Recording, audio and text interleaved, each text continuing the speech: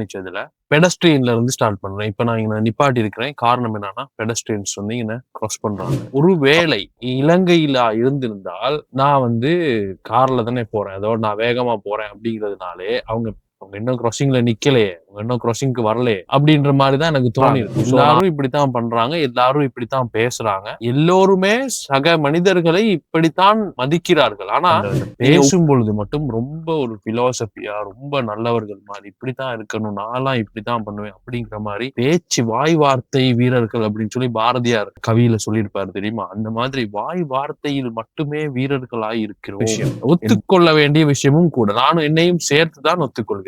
ஏன் காரணம் என்னன்னா அந்த ஒத்துக்கொண்டால் மட்டுமே உதாரணத்துக்கு என்னுடைய சின்னவ வந்து ஒரு கடையில வந்து கேன் ஐ ஹேவ் தட் டொப்பி அப்படின்னு சொல்லி கேட்டால் அந்த டீசென்சி இல்ல, அவர் சரியான முறையில் வளர்ந்து இல்லை என்று கருதப்படுகிறது.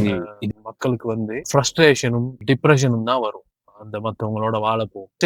அந்த சிறு வயது முதல் கொண்டு நீங்க பிள்ளைகளுக்கு எண்ணத்தை போடுகிறீர்களோ அல்லது எண்ணத்தை காட்டுகிறீர்களோ, நீங்க எப்படி நடந்து கொள்கிறீர்களோ, பிள்ளைகள் முன்னுக்கு நீங்க எப்படி நடந்து கொள்கிறீர்களோ அதை மட்டுமே அவர்கள் பிக்கப் பண்ணுகிறாங்க. நீங்க உங்களுடைய மினி வெர்ஷனை தான் நீங்க உருவாக்கி கொண்டு வருகிறீர்கள்.